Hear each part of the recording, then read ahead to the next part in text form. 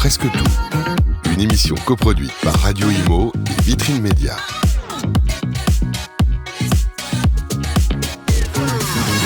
Eh bien bonjour à toutes et à tous, merci d'être avec nous. Voilà une idée un peu innovante, on s'est dit qu'on allait vous recevoir et vous donner du contenu différemment. Voilà, différemment, et quoi de mieux finalement qu'un endroit où lequel se centrent, s'échangent des idées, parfois des histoires amicales, professionnelles.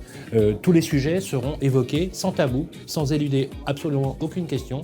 Bien évidemment, on va parler d'immobilier et on va le parler dans un cadre qui est magnifique, un cadre bucolique, qui est un cadre de restauration étoilée, je le précise. Tout à l'heure, on aura le plaisir de recevoir le chef qui nous reçoit. On est ici, au restaurant Fleur de Pavé, qui est un restaurant étoilé avec une étoile au Guide Michelin, qu'il a gagné d'ailleurs extrêmement vite. On est 5 rue Paul Lelong dans le 2e arrondissement.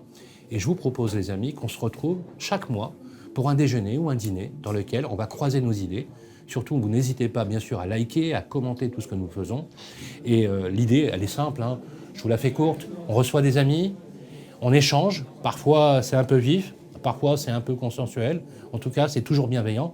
C'est le principe de l'émission et c'est la promesse que l'on vous donne. Mais aussi une promesse de contenu sur les métiers. Et Dieu sait qu'aujourd'hui, vous n'avez jamais été aussi ébranlé par l'actualité, par l'inflation normative. Donc, il est temps de parler d'immobilier apaisé, de ville apaisée. Et c'est bien l'objet de notre circuit et de notre collection. Cette collection, c'est, on se dit, presque tout. Voilà. Exactement. On se dit presque tout. Cette édition, elle a été construite, co-construite et co-écrite par le fondateur, président de Vitrine Média, Thibaut Guillaume. Salut Thibaut. Bonjour Sylvain. Comment ça va ? Bah, écoute, je suis en pleine forme, je suis content qu'on soit là. On a eu cette idée au même endroit et ça se réalise très peu de temps. C'est toi qui as... Alors, parce qu'en plus, tu as un maître en télé, c'est Thierry Ardisson, que tu adores. Oui. Et tu t'es dit, lorsqu'il y avait les dîners du Faubourg, oui. Rue du Faubourg Saint-Honoré, oui, c'était en 92, Thierry Ardisson, qui était un innovateur incroyable à la télé, qui a toujours créé des programmes incroyables, tu as souhaité finalement rencontrer des personnes chaque mois. Et tu nous as confié la production de cette émission. Donc on va se retrouver tous les deux, si tu veux bien. Oui. Tous les mois. C'est quoi l'idée ? L'idée, c'est qu'on se dit presque tout. Je pense que c'est surtout à table. C'est un moment où on se dit en général des choses incroyables qu'on retient, mais qu'on ne filme pas. Et donc je pensais que c'était intéressant d'avoir ces discussions avec des personnes de cœur. Donc c'est vraiment important, inviter des personnes de cœur sur ces émissions. Deuxième sujet, il faut que ça soit utile. Et donc inviter des talents, des hommes et des femmes qui sont reconnus dans l'immobilier et qui vont donner des conseils utiles aux agences immobilières, aux mandataires, on en parlera, au monde de l'immobilier pour développer son business. Et ça me paraissait très important. Et puis troisième sujet, ça doit être un moment décontracté, un moment de plaisir. Donc oui, à table, lors d'un déjeuner, d'un dîner. C'est là où les langues se délient. Exactement, donc c'était l'occasion de le faire. Et je sais que c'était avec toi, avec Radio Imo. Et donc, on est parti sur ces émissions ensemble. Je suis très content d'être là avec nos 3 invités. Voilà. On va les présenter. Alors, les invités, on va les présenter. Alors, bien sûr, le concept est toujours le même. Hein. On va avoir des invités qui vont s'affronter. Ils ne se connaissent pas forcément. Ils ne sont quasiment pas préparés à cette émission. Et l'idée, c'est de laisser la plus grande part de spontanéité. Surtout, je compte sur vous, les amis qui nous écoutez, de nous faire partager vos commentaires, puisque c'est un premier numéro. Donc, on est très attentifs à vos retours. Voilà, moi j'ai le plaisir d'accueillir sur le plateau. C'est un coach, il parcourt les routes de France pour former les professionnels de l'immobilier. Il est le patron d'un organisme de formation qui s'appelle Accélère Imo. Ça dit tout dans le nom. Oui. C'est Sébastien Tedesco. Salut Sébastien. Salut Sylvain, salut Comment à tous. Tu vas ? Super content de vous retrouver, super content d'être là et très déçu de ne pas venir tous les mois. Et merci de venir parce que je sais que tu as pris un avion très tôt ce matin. Merci. Tu étais 3 heures en formation juste avant d'arriver ici au resto. On est vraiment ravis de t'avoir. Tu vas nous donner un peu le regard parce que tu es avant tout un professionnel de l'immobilier, un coach aguerri, un formateur aguerri. Donc on va parler bien évidemment de ce sujet essentiel parce que c'est bien le sujet du jour. C'est la formation des professionnels de l'immobilier. C'est l'accompagnement des agences et ça leur permet de développer leur business. Et c'est ça que j'apprécie chez Sébastien. Alors bien sûr, c'est un homme de cœur et il ne serait pas là sinon. Et on a fait pas mal de choses ensemble. Et il est intervenu dans mon entreprise pour apporter des conseils aussi à mes commerciaux. Donc il apporte des conseils non seulement aux agences immobilières, mais aussi à toutes les entreprises. Et puis on a fait des choses qui m'ont marqué, des émissions ensemble. Et donc je suis très content que tu sois là. On va en parler. Pour apporter tes conseils et tes lumières. On va en parler. Alors on le connaît bien. Alors vous le connaissez bien. Moi, je le connais depuis plusieurs années, puisqu'il avait lancé une formidable initiative en innovation tech pour l'immobilier en créant la Real Estate, qui était une association, qui était la première association qui parlait d'innovation dans l'immobilier. Il ne s'est pas fait que des amis, d'ailleurs, à cette occasion. Et ensuite, il a évolué vers le concept des nouveaux réseaux de distribution, une nouvelle façon d'imaginer l'immobilier. Et il a créé la Maison des mandataires. C'est un économiste, c'est un essayiste reconnu, c'est quelqu'un qui est respecté. Il se débrouille plutôt bien, parce qu'il est tout jeune. En tout cas, je suis ravi de l'avoir. C'est un ami, j'ai pas honte de le dire, j'aime beaucoup son style. C'est Vincent Pavanello. Salut Sylvain et merci beaucoup Thibaut pour l'invitation. Bonjour Vincent. Président de la Maison des mandataires. Exactement, moi je suis ravi parce que d'abord j'aime beaucoup aller dans les bons restaurants. Mais il y a une chose que je préfère. C'est ce qu'on a fait. On est au Meurice, on avait fait un très bon la dîner. dernière fois ensemble, on s'était en fait rencontrés. Mais il y a une chose que je préfère, c'est aller dans des très bons restaurants avec des gens de l'immobilier. D'abord parce que c'est des bons vivants en général. Ouais, je pense que c'est le cas. Ouais. Je connais Sébastien, je connais pas Cyril, mais je pense que c'est des bons vivants. Et puis souvent les débats sont animés. Et, effectivement, on a plaisir à ne pas être toujours d'accord. En tout cas, c'est comme ça. C'est dans cet état d'esprit que je viens à cet agréable déjeuner. Donc encore une fois, merci. Puis ravi de vous revoir et de te rencontrer. Et moi, j'ai invité aussi Vincent parce qu'on s'est rencontrés, la première fois que je t'ai rencontré et écouté, c'était lors des assises de l'immobilier que tu organisais et tu étais le maître de conférence à ce moment-là, Sylvain. Et une remarquable intervention entre... Il y avait plusieurs invités, Laurent Vimont était là et tu étais là et j'avais trouvé très intéressant le challenge et tu avais réussi à expliquer. Alors, on va parler bien sûr beaucoup de formation, parce que c'est vraiment le sujet. Alors, il n'y a pas de questions qui seraient éludées. Hein. Non, on est d'accord. on se dit presque tout. C'est le sujet, Sylvain. L'idée, c'est vraiment de se dire tout. Un grand professionnel de l'immobilier, et d'ailleurs, je tiens à souligner que ça a été le premier à créer une maison d'édition de logiciels pour accompagner, coacher, utiliser en fait la tech pour le service de proximité dans la relation client. Ça remonte. Alors, on peut dire que c'est hier, mais finalement, c'est une autre génération aussi. Aujourd'hui, il est président de Agence Plus, et il est avant tout, et j'aime beaucoup l'idée d'ailleurs, qu'on soit d'abord un professionnel de l'immobilier qui a imaginé en fait la transformation de la tech, parce que je pense qu'il y a que les professionnels capables réellement d'imaginer ce que peut être le devenir de leur métier, parce que parfois on dit que dans certains métiers, ça manque de vision. Je suis ravi d'accueillir Cyril Tanchon. Moi aussi. Bonjour Cyril. À tous. Merci d'être là. Alors Cyril, Agence Plus. Alors Agence Plus, c'est né dans les années 80. Le projet est né en 98-99. Ah ouais, quand même. Donc Internet ne fonctionnait même pas, il fallait pédaler pour avoir une connexion Internet. Le petit bruit là. Voilà, le petit bruit qu'on connaît tous. Et l'idée, c'était de dire, c'est parti sur un constat qui était, les agences communiquaient pas assez entre elles. À l'époque, on s'envoyait des fax. Voilà, je vous parle de l'âge de pierre. Mais c'était de dire, mais est-ce qu'Internet, alors je ne viens pas du tout de la tech, mais est-ce qu'Internet ne peut pas être un moyen pour communiquer rapidement entre les agences immobilières, s'échanger des informations, l'intercabinet, quoi, quelque part. Donc j'ai un ami qui était à l'époque ingénieur chez Capgemini, je lui en parle, et il me dit, mais si, il y a peut-être un truc à faire, et on a créé la société qui au départ s'appelait Entre Agences d'ailleurs, jusqu'en 2004, la société s'est appelée Entre Agences, donc c'était l'idée de faire cette fédération entre les agences immobilières. On avait été voir différents réseaux, il y avait ERA, à l'époque c'était Jean Lavopo, il y avait Century 21, on avait la FNAIM, on avait fédéré 160 agences en 2002 à Paris sur le concept d'un logiciel web. Personne n'en voulait. Tout le monde avait peur. J'ai rien chez moi, rien sur mon ordinateur. Où sont mes données ? Mais oui. On a mis 5 ans à avoir les... Et aujourd'hui, c'est incroyable, comme tu as finalement une vision. Il était précurseur. Car tu vois Cyril, aujourd'hui ouais. ce qu'est devenu le métier. Alors c'est pour ça que Cyril est là. Cyril, il est intarissable. Je sais que si on le lance, il est parti. Donc pour moi, c'est la mémoire de l'immobilier avec toi. D'ailleurs, c'est pour ça que je voulais qu'il soit là. Ça fait des années qu'on travaille ensemble. Il connaît tout l'immobilier. Et à chaque fois qu'on discute, qu'on échange ensemble, on crée quelque chose. Parce qu'il connaît tout de l'immobilier. Il est là depuis longtemps. Et ça, c'était important qu'il soit là. Alors Sébastien, bien sûr, ça fait près de 15 ans aussi que tu fais de l'immobilier. On pourra en reparler. Et Vincent, justement, le talent n'attend pas l'âge et les années, puisque tu en as beaucoup. Je vais finir par vieillir, je vous rassure. Encore une fois, ça c'est sûr. C'est comme tout. Mais ça me rappelle. C'était important parce qu'on a beaucoup de choses. Et Cyril est intarissable sur l'immobilier, il connaît beaucoup de choses. Il était là au début. C'est pour ça que je voulais qu'il soit là. Et c'est l'objet de la de discussion. notre rendez-vous. C'est l'heure. Et juste, alors, la boîte est devenue... elle en est où aujourd'hui ? Alors aujourd'hui, on en parlera. Si tu veux bien. On en garde un petit peu. Voilà, si tu veux bien, on va en garder un peu pour tout à l'heure, puisque effectivement c'est l'heure de l'apéritif, les amis. Et je vous propose, et ça va être l'exercice pour chaque mois, qu'on vous présente le menu du jour, parce qu'on a encore, bien sûr, on a envie de vous donner envie de venir, bien évidemment, et surtout de nous suivre. Et le pari qu'on a fait avec Thibaut, c'est vraiment de vous faire découvrir aussi une façon originale, sobre, frugale, de découvrir les bons produits d'intérieur. Vous allez voir, ça vaut la peine. On va accueillir maintenant le chef de ce restaurant, qui est le créateur de ce restaurant. Il s'appelle Sylvain Sandra. On le retrouve tout de suite.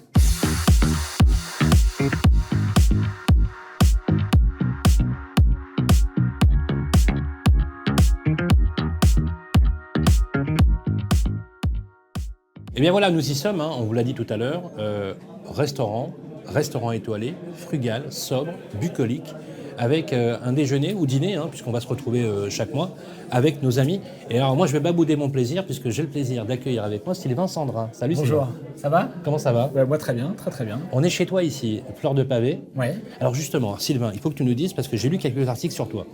Alors, des articles très élogieux, je te rassure tout de suite. Étoile montante de la cuisine gastronomique, nouveaux concepts. En plus, je sais que tu es sur des projets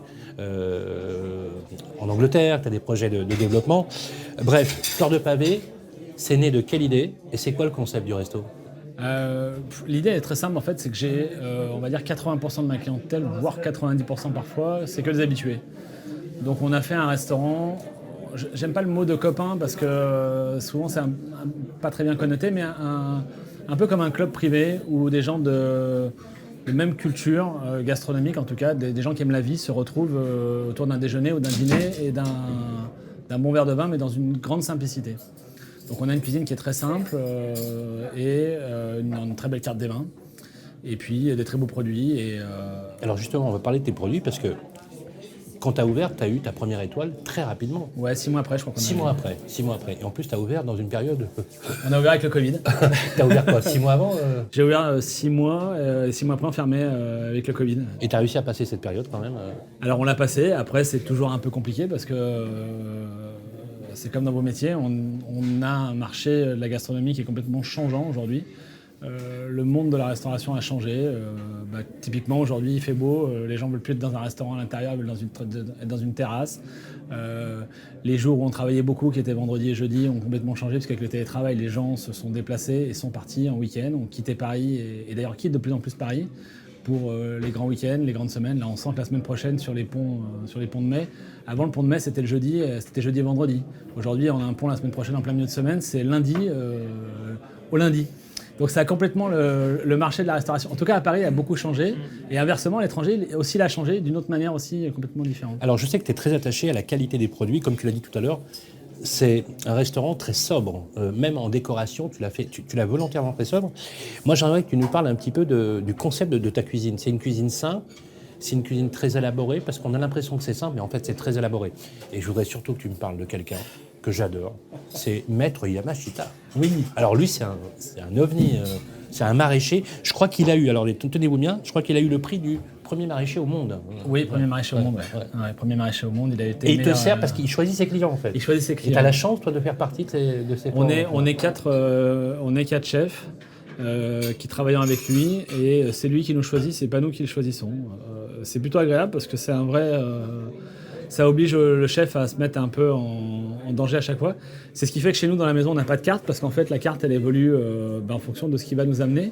Et comme on ne sait jamais ce qui nous amène, cette semaine, il m'a ramené des navets, des radis, des choux, des épinards, des carottes. En fait, en fonction de ce qui t'amène, tu élabores ta cuisine. La carte est faite en fonction de ce qui nous amène. En plus, sur les 4 chefs, je crois que je suis un des premiers, un des seuls à avoir réouvert assez rapidement, très vite, parce que moi je suis patron et j'ai pas d'hôtel ou j'ai pas de finances. Donc lui aussi avait besoin, parce que les légumes, le jardin n'attend pas.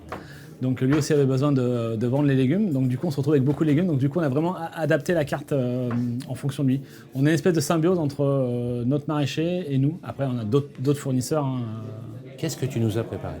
À midi, on a reçu le poisson parce qu'on travaille aussi avec un pêcheur. Donc on a les légumes de chez M. Yamashita, le poisson. Et puis on vous a fait les premiers petits pois parce qu'on fait light, il fait un peu chaud aujourd'hui. Donc on est parti sur quelque chose d'assez light. Je pense que vous avez des choses assez importantes à vous dire. Donc on va vous faire des petites tartelettes qui représentent un peu le jardin et les voyages que j'ai faits. Et puis après, vous allez démarrer avec une tarte aux petits pois. Et après, vous allez avoir un cabillaud là, et tout, qui arrive directement de Bretagne, qui est arrivé ce matin directement de Bretagne, avec les légumes directement du jardin, un petit jus de langoustine. Parce que chez nous, on jette rien, donc on a un petit jus de langoustine, on a fait ça avec. Et puis en dessert, je pense que soit on partira sur la pavlova, quelque chose de très léger, soit de la fraise, parce que c'est le début de la saison de la fraise. On n'a pas encore décidé avec le pâtissier, parce qu'on est en train de faire un nouveau dessert. On a reçu aussi un super mascarpone d'Italie. Et on a fait une glace avec ce mascarpone ce matin. Donc je ne sais pas encore trop ce que je vais vous faire au dessert, parce que là, on est en train de... Est-ce que tu veux me faire plaisir pour la prochaine, s'il te plaît, commande du lard de Colonnata. Du lard de Colonnata. J'en suis dingue. Alors, on va mettre l'adresse du site internet de Fleurs de Pavé. C'est le restaurant où il faut que vous alliez. Et ça va être... Et en tout cas, ça va être bon. Voilà. J'espère, vous allez me dire, Ça va être très bon. Il a dit, ça va être très bon. On enchaîne tout de suite. Allez, Merci Sylvain. je vous souhaite un bon appétit. Merci. Merci.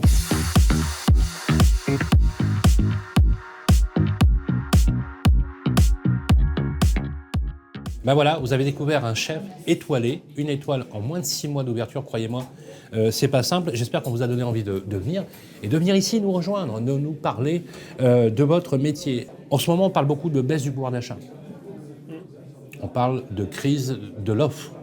C'est pas la demande qui est en cause. Aujourd'hui, il y a une pénurie de produits sur le marché. J'ai relevé 2-3 chiffres qui vont vous donner le ton, puisqu'on a titré cette première partie à l'apéritif. C'est est-ce que le marché immobilier va connaître la crise? Question, je te laisse cette intro, Thibaut. Bien sûr. Est-ce que toi... Crise ou pas crise? C'est une question que nous posent nos clients. En tout cas, c'est nous, on est Est-ce qu'on tous entre les dans jours une en zone de contact turbulence avec ou- les agences immobilières, on discute avec eux et en tout cas, on discute avec eux. C'est une question qu'ils se posent. En tout cas, c'est voilà, après 2 très belles années dans l'immobilier, qu'est-ce qui va se passer? C'est quoi la suite? Et pour moi, c'est ça le référentiel ou la façon de fonctionner d'un entrepreneur, c'est qu'il doit constamment se dire mais qu'est-ce qui va se passer pour pouvoir se préparer.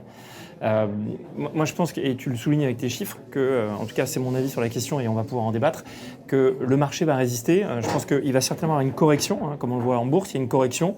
Les corrections, il ne faut pas prendre peur, elles ont toujours de 15%, 15-20%, mais ça ne peut pas dire effondrement. Et d'ailleurs, ceux qui résistent aux corrections, c'est ceux qui savent justement se préparer pour la suite. Et justement, se préparer pour la suite, c'est se dire que le marché ne va probablement pas faire 1 million, 1,2 million, 1,3 million de ventes cette année. Certainement moins, mais si on finit à 900 000, est-ce que ça sera une mauvaise année? C'est une question qu'on peut se poser. Moi, je pense que, comme tu le disais, la demande, elle est là. Et c'est plus le contraire, on a peu d'offres encore aujourd'hui. Donc, oui, il y a eu quelques éléments qui font que le marché se resserre, on en a entendu parler. Et puis, voilà, des éléments extérieurs qui viennent affecter un peu le moral. Mais je pense qu'en tout cas, la demande est encore là et c'est pour moi le principal élément à regarder. Voilà. Sébastien, toi, tu as l'habitude, tous les jours, de prendre la température des agents immobiliers. Aujourd'hui, qu'est-ce qui se dit dans la province? Il se dit que le point d'inflexion est arrivé. Donc, il se dit que ça y est, les délais de vente commencent un petit peu à se rallonger, les acquéreurs commencent à avoir un petit peu plus de choix, il va falloir commencer à faire de la pédagogie sur les baisses de prix. Moi, je l'ai vu arriver déjà depuis l'été dernier, les Parisiens commençaient à m'en parler. Puis au mois de septembre-octobre, j'ai des agents immobiliers qui ont commencé à me dire on a recommencé à faire des découvertes acquéreurs. Je ne savais pas qu'on s'était arrêté. Quand on lit, on y croit à peine, parce que la découverte acquéreur, c'est l'ADN du métier. C'est central. C'est ce que tu formes. On le fait, on l'enseigne, etc. Mais là, c'était quand tu as 40 appels sur un bien et que le truc va se vendre dans la demi-journée, tu ne prends plus le temps de faire ça. Donc on a commencé à me le dire à Rennes, puis à Bordeaux, puis à Lyon. Puis là, sur les zones rurales, ça commence à être un peu plus compliqué. Les biens qui sont un peu moins cœur de cible commencent à mettre un peu plus de temps. Les acquéreurs prêts, voilà. Donc on voit que le point d'inflexion, en tout cas, est en train d'arriver. On a un peu moins de demandes. Les stocks vont commencer à réaugmenter un petit peu. Maintenant, moi, je crois plutôt à une normalisation, en tout cas dans un premier temps. Effectivement, comme tu disais, si on fait 1 million de transactions à la fin de l'année, pour avoir connu des années à 650, 700 000 transactions, ça reste des années qui sont exceptionnelles. On s'est peut-être un peu mal habitué, on s'est peut-être un peu embourgeoisé, je ne sais pas, ces 2 dernières années. Je pense que le plus beau est derrière nous, en tout cas. Vincent. Peut-être pour revenir sur 2020-2021, les 3 drivers principaux qui ont notamment accéléré et dynamisé le marché de l'ancien, c'était d'une part des taux d'intérêt très bas, qui remontent un peu mais qui restent relativement bas et qui en plus, avec l'inflation, sont en réel négatif, on pourra y revenir. Deuxièmement... Oui, pardonne-moi, je te coupe, mais c'est important que tu rappelles que, parce que ceux qui nous écoutent ne sont pas des économistes, et ils ne comprennent pas qu'en fait, l'inflation telle qu'elle est aujourd'hui, avec les taux pratiqués, c'est hyper intéressant d'emprunter. En fait, c'est techniquement c'est même des plus intérêts intéressant. négatifs. Quoi. C'est même plus intéressant qu'il y a encore un an. Absolument. Exactement. Bien sûr. Ce qui compte quand on analyse les taux d'intérêt, c'est en réalité les taux d'intérêt réels, dont le calcul est très simple, c'est prendre le taux d'intérêt nominal, celui que vous affiche votre courtier ou votre banquier, et de déduire l'inflation. comme là, on est plutôt sur des taux qui sont entre 1,5 et 2, disons 2 pour être conservateur. Avec 5,2 d'inflation au mois de mai. Voilà, entre 4 et 5, on voit que le taux réel est négatif et donc c'est intéressant. Donc les taux étaient très bas, ils restent bas même s'il y a une petite pression. Ça, c'était le premier driver. Le deuxième driver, c'était qu'il y avait beaucoup d'épargne. Les Français avaient beaucoup épargné pendant la crise et ils ont dépensé une partie de cette épargne dans de l'investissement immobilier. C'est pour ça que la part de l'investissement locatif dans le total des transactions est passée de 15 points à 30 points, avec un marché en plus qui a augmenté. Donc il y a eu un surinvestissement locatif comme on ne l'avait jamais vu par le passé. Ça, c'était un driver important. Et le troisième driver, c'était qu'à la suite du Covid, beaucoup de ménages français ont fait évoluer leur stratégie résidentielle. Je quitte le centre-ville pour aller en périphérie, je quitte la périphérie pour aller dans une ville moyenne dynamique. Et donc ça a été vraiment le facteur. Sur ce qu'on voit sur le premier trimestre 2022, c'est que les deux derniers paramètres, c'est-à-dire l'épargne et la volonté de changer de stratégie, ils sont encore là. En tout cas, moi, c'est ce que je ressens. Évidemment, il y a des taux qui augmentent un peu et c'est ça qui explique que le marché tousse un peu et qu'on se rapproche du million de transactions. Mais je voudrais faire un autre regard sur, en fait, à mon avis, ce qui peut être un driver de fond aussi de notre marché, et je vais essayer d'être un petit peu optimiste, c'est l'évolution comparée des prix de l'immobilier et des salaires.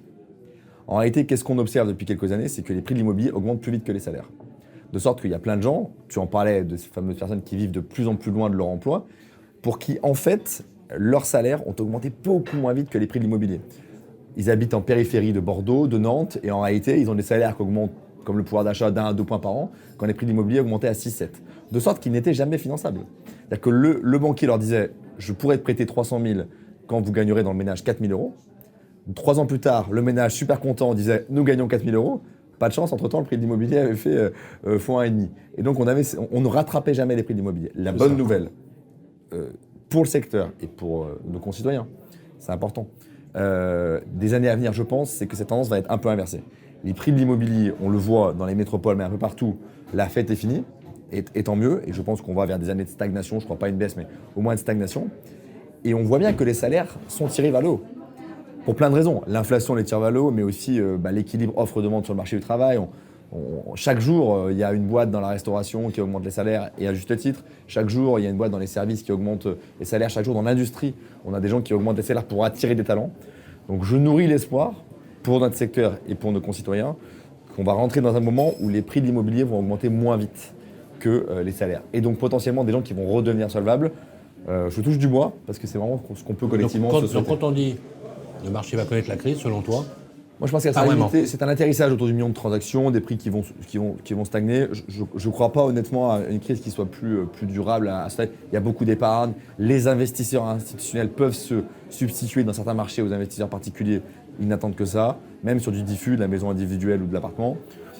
Non, je ne suis pas plus inquiet. Et puis, tu l'as dit en introduction, tant qu'on aura une politique du logement neuf malthusienne, ce qui est à mon avis une folie et ce qui est une erreur politique énorme. Mais d'ailleurs, on va en parler, mais c'est un non-sens. Le politique, il a bien conscience qu'à un moment donné, les mecs vont descendre dans la rue, quoi. En tout cas, ce que je veux dire, c'est que je pense que le citoyen, il se rend compte que les politiques de logement, c'est des politiques de long terme. Si on relance la construction aujourd'hui, massivement, ce que je recommande chaudement, on en aura des effets à 5 ans ou 10 ans, à l'inverse de politiques de pouvoir d'achat plus simple. Donc je pense que c'est les deux raisons, l'élasticité prix et puis le fait que le politique n'a pas la main, pour lesquelles moi je ne crois pas, même si elle serait peut-être souhaitable, à une révolte pour le logement. Mais souhaitons-le. Cyril, toi aussi, tu, à l'instar de Sébastien, tu navigues tous les jours en province, partout, sur tout le territoire. Qu'est-ce que tu ressens aujourd'hui? Là, ce que je ressens, moi, c'est que, pour être un peu complémentaire, c'est qu'on va prendre Paris, par exemple. Les agences parisiennes, parce qu'on crée pas mal de... Je fais communiquer les agences les unes aux autres, on discute pour... Qu'est-ce qui se passe chez l'un, qu'est-ce qui se passe chez l'autre. Les agences parisiennes, aujourd'hui, ont tendance à dire que les transactions sont compliquées. C'est stagné, il y a beaucoup de ventes qui s'annulent, les gens reviennent en arrière. Voilà, Paris est en train, effectivement, de s'étouffer. Mais j'étais à Deauville la semaine dernière, sur une formation avec un client qui a 3 agences, Deauville, Rouen et à Pont-l'Évêque. Et lui, c'est l'effet complètement inverse. Il dit, mais moi, il y a 2 ans, on galérait, on mettait 1 année, voire 1 année et demie, voire 2 ans à vendre des propriétés. Et aujourd'hui, c'est un des seuls agents immobiliers que je connais qui vendait à distance, quoi. Il a fait des ventes en visio, parce qu'on ne pouvait pas se déplacer. Et donc lui, il a eu tout l'effet inverse. Là où sa région était morose, Sinistrée, ouais. voilà. Et c'est des Parisiens. En fait, on voit que certaines métropoles, les gens Est-ce quittent. que tu y crois, toi, à l'exode urbain? Parce qu'on voit que dans les mouvements de population, il y a eu, je dis pas qu'il n'y a pas, hein, mais il n'y a pas eu le mouvement qu'on avait prévu. Que les gens allaient quitter les grandes villes. Il n'y a rien eu du tout. Oui, il y a, non, mais, il y a eu 3 CSP+, qui sont habités à Brest. Oui, oui. Voilà. C'est bien pour eux, c'est super. Un peu plus Non, mais en Bretagne. Thierry, Beaucoup de monde Par en contre, Bretagne. la résidence Ça a secondaire, vraiment augmenté en Alors, Bretagne. la résidence C'est pas un- secondaire, Ouais. que d'ailleurs on pas un n'appelle mirage. plus résidence secondaire, je trouve ça génial. Semi-principal. On a entendu les mêmes mots. Il y a des artistes du marketing. Hein. Franchement, Vincent, il y a des pros du marketing. Semi-principal, c'est pas bon, ça? C'est beau. Moi, je trouve ça génial. il y a de nouveau un engouement, alors que c'était quelque chose qui était. Ils vendaient tous leur résidence semi-principale. Oui, pour des raisons d'abord fiscales. Parce Exactement. Que notre Et ami là, Sarkozy on voit, notre ami président Sarkozy est passé par là. Hein. On voit qu'il y a un engouement sur ça. Là. L'exo, je crois que c'est 30 ans, hein, c'est passé ça, pour avoir les... Bon, là, en ce moment, on voit, je le vois avec les agences immobilières, il y a tout d'un coup, les gens des grandes métropoles investissent dans du secondaire. C'est pour ça que je prenais cet exemple des 3 CSP+, qui sont partis en Bretagne. C'est de dire là, on parle, je crains que nous parlions, quand on parle d'exode urbaine, c'est ta question, de gens qui d'abord peuvent négocier du télétravail massif avec leurs employeurs. Bon, ça déjà c'est pas possible. Oui, enfin, sauf que toutes les c'est fonctions pas ne sont pas télétravaillables. Non, mais d'abord, t'as tous les métiers de service non télétravail. Voilà, le plombier, il ne peut pas débaucher les la chiottes. première ligne, la première ligne, les infirmières, les enseignants, les caissières. La restauration, les première plombiers, ligne. les serruriers. Bon, donc, voilà. les couvreurs. Dans les autres, c'est plutôt les CSP+, et les cadres, Oui. très cadres, qui Oui. peuvent dire je serai là 2 jours par semaine. Donc c'est pour ça que je dis ça. Et qui vont habiter dans ces territoires-là et qui font de la bihabitation d'une certaine manière. Mais la réalité, c'est que pour l'écrasante majorité du pays, sont quand même à la première ligne. Je crois que cet exode-là est très théorique. Parce que leur job, ils sont là. Ils sont dans la métropole de Paris, ils sont dans la métropole de Lyon, ils sont dans la métropole de Nantes. Donc c'est pour ça que je prenais cet exemple des 3 CSP+, qui sont partis en Bretagne. Mais en réalité, dans les chiffres INSEE, on ne voit rien. On ne voit pas, mais ça existe. Oui, Moi, on ne voit rien dans les chiffres. Moi, je le vois dans ma famille. J'ai une sœur qui va partir s'installer en Bretagne et qui va continuer à travailler avec son entreprise, mais qui a demandé d'avoir du télétravail. Je vois les demandes que j'ai dans mon entreprise. On a des demandes, certaines, majoritairement. Moi, je considère qu'aujourd'hui, une entreprise, c'est d'être sur un lieu physique et d'être impliqué et engagé. Donc, je suis contre aujourd'hui, en tout cas, le télétravail. Le travail hybride, c'est encore autre chose. Et je pense que c'est une très bonne chose, le travail hybride. On ne pourra pas empêcher cette transformation de l'entreprise vers l'hybride. Mais ce n'est pas du télétravail. Il ne faut pas confondre le fait de plus être dans l'entreprise et de faire en dehors. L'hybride, c'est de travailler dans le train, travailler en déplacement, d'avoir un rendez-vous et de s'inspirer, d'aller en formation, en tout cas de partager avec les équipes, d'aller sur les différents sites de l'entreprise. Ça, c'est du travail hybride et à mon avis, c'est l'avenir de l'entreprise. Et juste pour rebondir et pour finir sur l'avenir, effectivement, et cette année, est-ce qu'il y a une crise à venir ? Moi, je pense qu'on est loin d'une crise et je pense qu'il y a eu une période d'élection et puis aussi une guerre en Ukraine qui a fait que ça a créé de l'angoisse. Il y a paralysie. Voilà, il y a beaucoup de travail, beaucoup de communication sur le pouvoir d'achat. Mais paradoxalement, on a évoqué ce sujet au démarrage de cette émission et on disait qu'aujourd'hui, c'est même plus favorable pour ceux qui vont s'endetter parce que leur endettement va être érodé, va être mangé par l'inflation. Et ça, je pense que beaucoup n'ont pas encore compris. Donc les taux sont meilleurs qu'avant. Ils ne sont pas moins bons, ils sont meilleurs. Si on prend en compte effectivement l'inflation. Donc je ne pense pas qu'on se dirige vers une crise, mais effectivement, il y a un ralentissement aux élections, l'Ukraine. Mais quand tout ça va être effectivement derrière nous, en tout cas pour les élections, c'est clair. Et l'Ukraine, ça, souhaitons-le, en tout cas, on passera à autre chose. Je pense qu'on reviendra effectivement. Oui, il y a certainement besoin de refaire de la découverte client et de repartir sur le terrain. Ça, c'est sûr. C'était un peu facile. Mais on a vécu ça aussi en 2007. Moi, je me souviens qu'en 2007, dans les agences immobilières, moi, la première remarque que j'avais eue, c'est on n'a pas besoin de communiquer, les gens ils viennent chez moi. C'est ce qu'on m'avait dit. Bon, et ça, c'est très bien vendu derrière, toutes les solutions de communication qu'on pouvait proposer. Donc l'agence a besoin de communiquer, de faire ce travail de découverte, et c'est plutôt une bonne chose. Bien, après ce préambule lié à l'apéritif, on va passer au sujet du jour avec l'entrée, bien évidemment. Alors, je ne sais pas si ça va être une entrée digeste. Sylvain en a faim. Hein. En tout cas, une chose est sûre. J'ai En tout entendu cas, une chose sûre. tartelette au moi, petit j'ai pois, faim. non ? Mandataire versus agence immobilière. On passe au plat de résistance directement là. Je Non, n'avais c'est jamais l'entrée traité ça. ce sujet. Alors, ça nous rappelle quelques très bons souvenirs. D'ailleurs, Non mais c'est vrai. on dira un mot tout à l'heure sur quelqu'un qu'on a beaucoup aimé ici à Radio Imo. Il s'agit bien sûr de Laurent Vimont, président de Sentieri 21. Je me rappelle effectivement d'une table ronde que j'ai eu le plaisir d'animer à Metz aux Assises du Logement organisée par Cédric Lavaux. Mémorable. Alors, versus mandataire, agence immobilière, est-ce que c'est toujours le même combat ? On va vous en parler. Y a-t-il une guerre qui s'annonce? On va vous en parler aussi. L'idée aussi, c'est parfois aussi, peut-être, de dire des choses qui ne nous font pas forcément plaisir. Notamment, on va examiner les taux de rémunération, on va examiner la façon dont on recrute, mais aussi la formation, parce que ça, c'est le sujet du jour. Et ça sera avec le plat. Merci. On se retrouve tout de suite.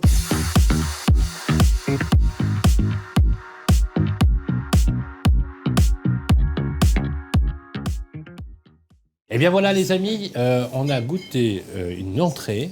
Vous avez aimé? Ah, c'était Magnifique. très bon. C'était très bon. Parfait. Voilà, alors je vous le dis, on avait une crème très légère au petit pois, tout autour du petit pois.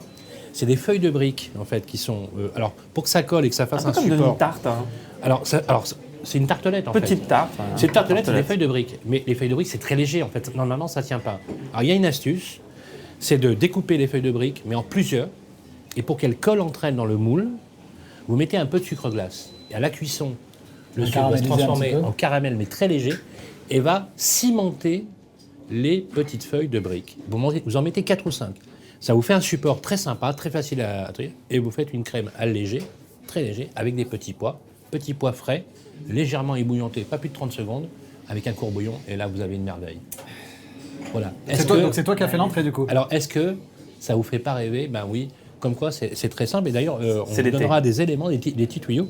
Parce que, je ne sais pas si tu es d'accord Thibaut, mais on devrait donner des recettes aussi au fur et à mesure. On donnera les recettes. Moi, Parce je que pense bien qu'on va, vivre dans le mode. on va demander effectivement au Absolument. chef les recettes de ce qu'on a mangé, comme ça. Alors ça, c'est la bonne Ceux nouvelle. qui ne peuvent pas venir parce qu'ils sont trop loin, ils pourront quand même essayer chez eux. Alors, on va goûter. Vous allez voir un cabillaud de la mort. Voilà. Une tuerie, on Voilà. peut le dire.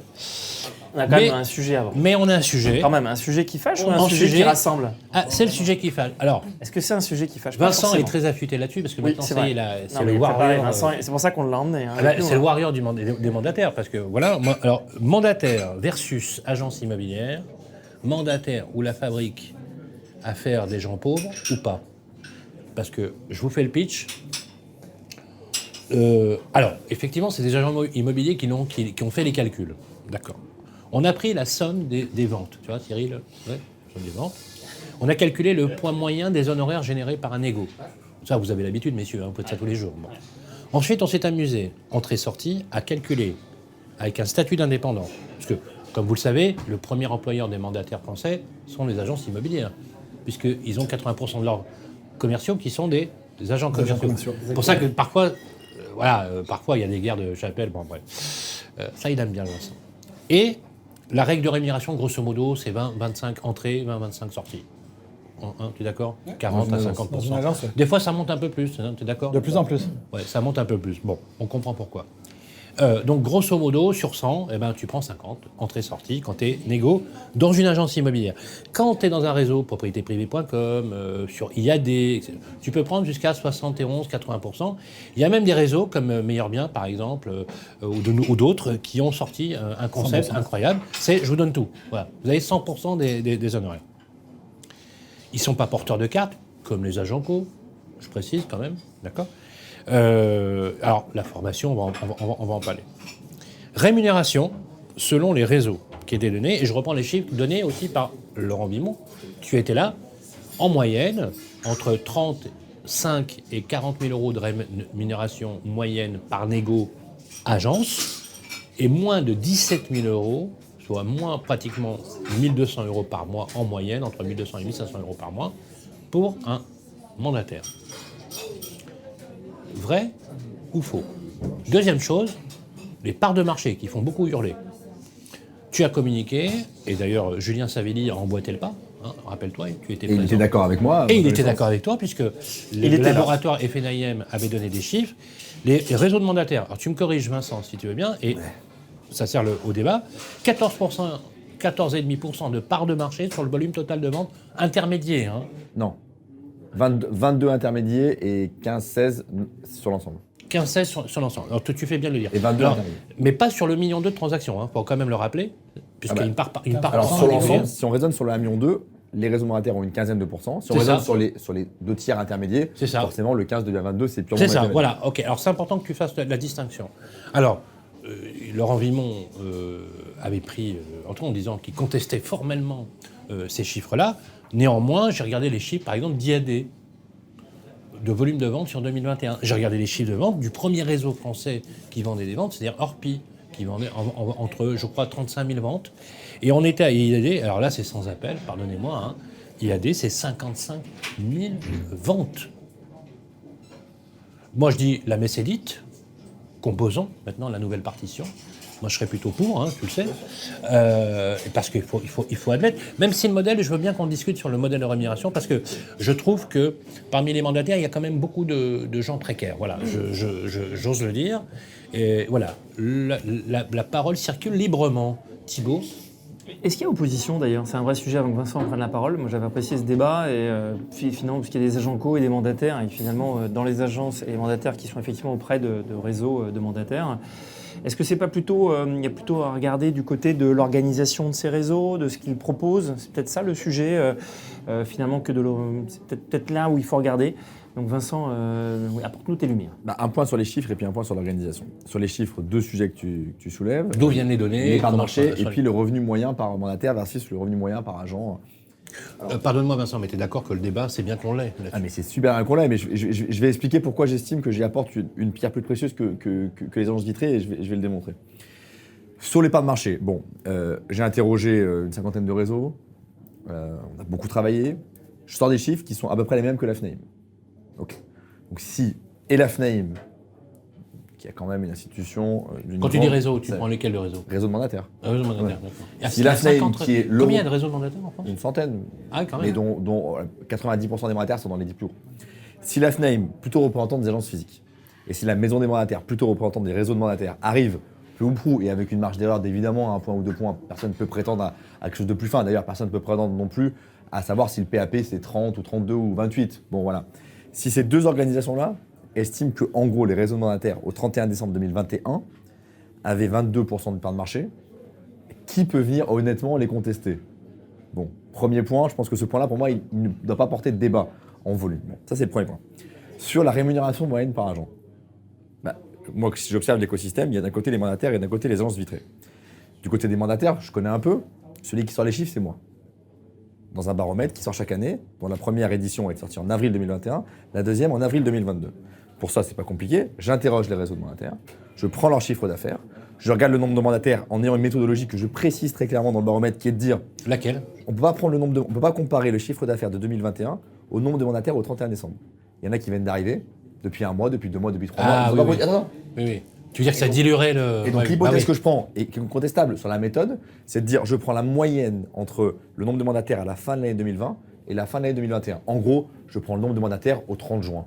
Et j'estime que... Mais tu fais quoi? Tu fais une règle de 3? Je fais une règle de 3, logique, de dire au 30 juin, parce que j'estime que ceux qui sont arrivés à partir de septembre, même s'ils ont commencé à En produire... fait, tu fais une moyenne pondérée qui permet de donner un chiffre relativement... Donc je prends le chiffre d'affaires global et je me dis, en gros, ils étaient 40 000 au début de l'année 2020, ils étaient 45 000 à la fin, je prends 42 500. C'est précisé.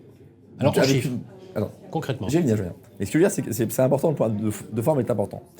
Je sors un baromètre d'une quinzaine de slides dans lequel chaque chiffre est expliqué, chaque méthode de calcul est expliquée, et on peut la contester. On peut me dire non, tu aurais pu prendre à fin septembre, ok, bon. Et j'arrive à sortir des chiffres que je vais présenter.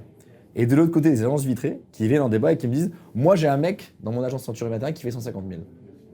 Mais on peut pas débattre comme ça. Non mais soit on fait de chaque côté un vrai effort d'analyse rigoureux. Non mais chez Guy Hockey, oui, zéro tu chiffre. veux dire qu'on trouve... Mais attends, je connais un mandataire, il fait 300 000 euros de chiffre. Est-ce que c'est ce que moi je dis? Non. Non, moi j'interroge tout le monde et je sors les chiffres. Ce que je veux dire, c'est que j'ai toujours du mal quand on m'oppose. Non, mais je suis pas d'accord avec toi. Quand on fait le sur débat ce que de tu dis, sur ce que tu... Non, pardonne-moi, mais je suis pas d'accord avec toi. Non. Est-ce que tu sais combien fait Century 21 de chiffre d'affaires? Non, Non, tu le sais pas parce que c'est pas publié. Non, attends, excuse-moi, ça fait longtemps qu'on se connaît, donc sois pas de mauvaise foi là-dessus. Quand tu dis qu'à chaque fois on t'oppose le fait qu'on ait un négo ou 2 négos qui font un carton en chiffre d'affaires, c'est pas vrai. Quand on prend 650 000, c'est loin d'être la moyenne. Mais je vais aller plus loin, Non. Ce que je veux dire, c'est que moi je serais prêt à... Caricature. Oui, mais attends. Guy Hockey, on ne sait pas ce qui se passe. La Forêt, on ne sait pas ce qui se passe. Century 21, on ne sait pas ce qui se passe. Nestlé, on ne sait pas ce qui se passe. La Bourse de l'immobilier, Mais pourquoi tu dis qu'on ne sait pas ce qui se passe? Ils publient aucun chiffre, donc on n'est pas leur Mais chiffre si, d'affaires. mais si, non, je suis pas d'accord. Mais non. Je te défie de les trouver. Ils n'ont aucun chiffre sur le chiffre d'affaires. Ils ont aucun, on ne sait pas le nombre de transactionnaires qu'il y a dans les réseaux. À contrario, les réseaux mandataires, que ce soit sur Meilleur Réseau, qui n'est pas mon site, donc je ne fais même pas de la pub pour le mien, ou le mien, on tient un jour le nombre de producteurs, le chiffre d'affaires. Tout ça pour dire. Et après, Je te répondrai. et après, je fais le point de fond. Moi, j'aimerais qu'on réponde Attends, là-dessus. après- Moi, je suis pas d'accord. Et après, je fais le point de publient fond. leur Et après, je fais résultat. le point de fond. D'accord. Le point de forme, c'est que qu'ils apportent la même transparence que les réseaux mandataires apportent. Ça, c'est une demande, j'ai déjà fait plein de fois à plein de patrons de réseau. Mais on ne peut pas arriver en disant tes chiffres, c'est de la merde. Moi, je connais 3 mecs dans une agence je ne sais où qui font plus. C'est pas de la même rigueur. Et maintenant, sur le fond. D'accord. Et maintenant, Sur le qu'est-ce que fond, je vais répondre. et j'aimerais quand même que tu dises, si tu me permets, Ouais. parce que on se connaît encore une fois suffisamment depuis longtemps pour que je puisse me permettre de te le dire. Et j'aimerais que tu nous dises aussi quelle est un peu la faille du réseau de mandataires. Est-ce qu'il y a quand même des choses à améliorer Eh ben, quoi mais il y a- alors, je te tout n'est pas réponds- beau. oui. Non, mais voilà, tout n'est pas Oui. beau que d'un côté. quoi. Oui, Voilà. mais qu'on fasse tous le même effort de transparence, on pourra comparer, c'est comparable. D'accord. Ça, le point, je pense que le message, il est passé. Et c'est Mais clair. on est Et en franchement, phase. de ce Vous côté-là, êtes d'accord, messieurs On Oui. est sur- Ok, d'accord. tu connais franchement, là, je m'adresse à un expert. Est-ce que tu peux me dire le chiffre d'affaires moyen par mandataire? C'est moi qui l'ai sorti, c'est 35 000. On va y venir, on va l'expliquer, on va le justifier. Est-ce que tu connais le chiffre d'affaires moyen par conseiller chez Century 21? Non, techniquement, non. On n'a pas ces chiffres-là. Maintenant, sur le fond de l'affaire. Le 35 000, c'est moi qui l'ai sorti. Donc, je suis hyper à l'aise avec. 35 000 euros par moyenne en faisant la méthodologie que j'ai donnée par an d'honoraires. Le chiffre d'affaires total publié par les réseaux divisé par le nombre de mandataires au 30 juin de l'année en cours. Bon, voilà. Ce chiffre-là, il était plutôt à 34, 35, 36 avant. Il a baissé entre 2017 et 2020. Et il est remonté en 2021 parce que le chiffre d'affaires a plus augmenté que le nombre de mandataires. Assez logique.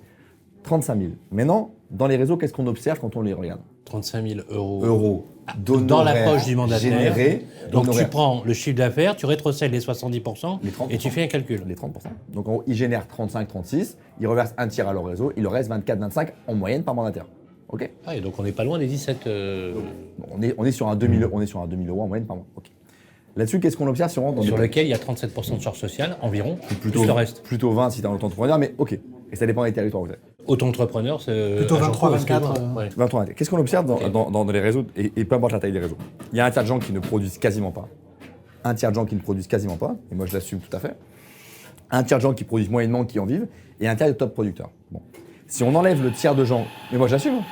Si on enlève le tiers de gens qui ne produisent pas, parce qu'ils sont en Donc fait- ça explique le ratio de vente par Exactement. mandataire qui est faible, on est d'accord. Et donc le 35, C'est de la longue traîne. C'est de la longue traîne. c'est l'entrée, et donc le C'est 35. la loi de Pareto à l'extrême. Voilà. Et si le 35, on le ramène sur ceux qui produisent, on enlève le tiers qui ne produit pas, qu'on pourrait retrouver peut-être pas très loin dans les agences vitrées avec des indépendants, mais je n'ai pas les chiffres, je ne veux pas les La même inventer. chose. Je ne, parfait. Et ben le 35 devient 50. Donc moi, le modèle que je défends, Ouais. on peut après dire c'est pas assez, c'est trop. À Paris, Non, non, c'est mais- sûrement pas assez, mais pour vivre en province, c'est sûrement très bien aussi. Honnêtement, un mandataire aujourd'hui qui bosse dans un réseau, en moyenne, il est plus proche des 50 000 euros de commissions générées par an que des 20. Voilà ce qu'on peut Ok. dire. Et il y en a qui font beaucoup plus. Je te propose qu'on débatte autour parce que ce que tu as dit quand même. Mais j'ai voulu, voilà. On n'a pas les mêmes chiffres, donc à mon avis ça va être. Oui, mais moi je l'ai. Oui, mais t'as Non, pas mais comme non, chiffre. T'as pas ok. comme chiffre. Non, mais Ils sont attends, en mais En plus- fait, vous avez les je mêmes. vais- En vrai, vous avez les mêmes, Voilà. sauf que la Sébastien. méthodologie, c'est je prends le chiffre d'affaires global, je divise par le nombre de mandataires d'un côté, et de l'autre, c'est j'ai une forme de pondération, Oui. à laquelle je souscris d'ailleurs, parce que nous, on a un programme d'accompagnement de mandataires, et ce programme dure 6 mois, parce qu'il faut bien, c'est bien ce qu'il faut, entre le moment où tu commences à mettre en place des actions et le moment où tu commences à générer un compromis. Sébastien, combien gagne un mandataire? Les chiffres que Non Vincent mais a donnés. toi, ce que tu vois, Ouais. les mandataires que tu octroies, Oui. même si c'est un exemple qui n'est pas représentatif de l'ensemble, combien est-ce Entre qu'ils gagnent, 20 entre 20 est-ce qu'ils gagnent leur vie? Est-ce que c'est un vrai projet professionnel? Ben en fait, est-ce qu'on gagne c'est autre chose. Est-ce qu'on gagne sa vie? Ben ça dépend de la définition qu'on en met derrière. Et moi, là pour le coup, même si j'aurais des choses à redire sur le modèle, là pour le coup, ben on a le droit de vouloir avoir une activité d'indépendant où on déciderait de s'arrêter à 4 heures pour aller chercher ses enfants à l'école. Comme un où égo. on pourrait décider, mais comme un agent commercial. Et Mais c'est pour comme un ça agent que fou. la grand-mère de ma femme disait il y a de bonnes bêtes sous tout poil. Donc, très sincèrement, je pense qu'on se Bonne trompe de formule. débat en fait. Ce sont tous des indépendants qui ont le droit de vouloir s'organiser comme ils l'entendent, de vouloir faire 30 000 euros de chiffre d'affaires s'ils le souhaitent, parce qu'ils ont décidé d'avoir un équilibre pro-perso, parce que le conjoint gagne bien sa vie, parce qu'ils sont dans une zone rurale, peu importe la raison. Donc je défends le fait que chacun puisse incarner sa propre vision de l'entrepreneuriat. C'est plus difficile en agent co parce qu'on va pas se mentir, les règles dans l'agence permettent pas toujours à l'agent co de faire ce qu'il veut. Ça, on peut malgré tout le dénoncer parce Oui, que c'est ça vrai. reste quand même très fréquent. Donc ça, c'est ce qu'on pourrait dire. Maintenant, sur le débat en tant que tel, moi, je fais partie de ceux qui pensent plutôt qu'on a 30% du marché qui nous échappe. En fait, c'est bien les guerres de clochers, c'est cool. Mais à la fin, notre principal concurrent, c'est le particulier, il continue de truster 30% Pour toi, des c'est parts guerre de marché. clocher. c'est que une guerre de cochers. C'est mandataire-agent, c'est les agences de papa contre les agences de papy. Enfin, tu vois, en fait, nos clients méritent mieux que ça. Bah, les agences de papa, c'est pas franchement une réussite, mais enfin bon. Alors, sans aller là-dedans. C'est quand même une formidable usine à incinérer des ponts propres, quand même. Par contre, ce qui est certain, Sylvain, c'est que tu parlais de précarité tout à l'heure. Il y a un livre de Lise Bernard qui s'appelle La précarité en col blanc. Que nous avons reçu à Radio Imo, Bon. qui est éloquente. Donc, Éloquente. c'est un livre sur la précarité des agents commerciaux. D'ailleurs, dans son exemple, c'est Absolument, plutôt une immersion en absolument, agence, absolument. parce que le livre date un peu, donc les mandataires n'étaient pas encore au niveau auquel ils sont aujourd'hui. Des gens comme nous, Une sociologue spécialisée dans formateurs, coachs, etc., techniquement, un programme d'accompagnement pour des mandataires, ça ne devrait pas exister. On ne devrait pas exister si les mandataires étaient au rendez-vous de leurs promesses, qui est une promesse de présence, qui est une promesse de formation, qui est une promesse d'accompagnement. D'accord ? Je suis d'accord avec On toi. ne peut pas accompagner 15 000, pour prendre le plus gros, mais peu importe, 1500, 2000 ou 3000 personnes, sans déployer des moyens qu'aujourd'hui ils n'ont pas déployés. Donc on ne devrait pas exister s'ils étaient au rendez-vous de cette promesse. Et quand tu promets de la présence... L'accéléré Imo, c'est presque une anomalie Mais carrément. Mais carrément. qui démontre la défaillance de certains réseaux qui devraient le faire. Sylvain, si tu vends En la fait, tu promesse, supplées la si tu défaillance vends d'un la réseau. promesse de la présence, Oui. et que tu n'es pas au rendez-vous de cette promesse, ça s'appelle de l'abandon. Tu vois ce que je veux dire ? Et donc nous, c'est ce qu'on constate tous les jours. C'est des mandataires qui nous disent, moi je suis chez Accéléré Imo, c'est mon réseau en fait. Mon réseau c'est Accéléré Imo, parce que j'y trouve l'accompagnement, j'y trouve la bienveillance, parce que nous on peut se le permettre pour 200 personnes. Mais tu aurais pu... Ou 150, D'ailleurs, ce qui n'est pas 5000. à ce sujet, Sébastien, tu aurais pu créer ton propre réseau. On me pose Ne lui régulièrement donne la pas question. d'idées maléfiques. Non, Ne lui donne pas d'idées. on me pose régulièrement la question, et très sincèrement, l'opérationnel Bah, le du concept dossier est voilà. très bon. Non, mais très bien. On nous considère comme une forme de méta-réseau, on offre des services. Méta-réseau, qui sont des ouais, services ouais. qui Un peu pourraient comme la exister. maison des mandataires d'ailleurs. Exactement, À ce- exactement. Est-ce que les réseaux mandataires sont tes clients? Les réseaux de mandataires, alors justement j'y viens, donc les clients individuels sont dans nos programmes d'accompagnement, et puis maintenant, on a des réseaux de mandataires, je ne vais pas les citer, 3 notamment parmi les 10 premiers, On peut? qui nous sollicitent, On peut citer Digiterre récemment, Efficity, qui nous sollicitent pour dire comment est-ce qu'on peut vous acheter du contenu, comment est-ce qu'on peut nous étoffer notre offre de formation en allant chercher ailleurs cette offre de formation. Donc il y a malgré tout une prise de conscience, et j'espère que les moyens qui ont été levés récemment par la plupart de ces réseaux seront investis massivement dans la formation, aussi. parce que clairement c'est là que le bas blesse. Et sur les chiffres, pardon, sur les chiffres, Sur les chiffres, les toi gens qui me lis, qu'on accompagne sont dans ces niveaux de rémunération, 25, 30, 35 000, 40 000 euros. Mais j'ai retenu tout à l'heure que tu dis la méthode peut être discutable et discutable. Ouais. Tu as dit ça. Vous n'avez pas la même méthode. Ouais, après, Par attends, contre, je attends. rejoins celle de Vincent, dans le sens où T'es nous, d'accord. on n'accompagnerait pas les gens pendant 6 mois s'il leur fallait pas 6 Ok. mois pour commencer à générer du chiffre. un Cyril.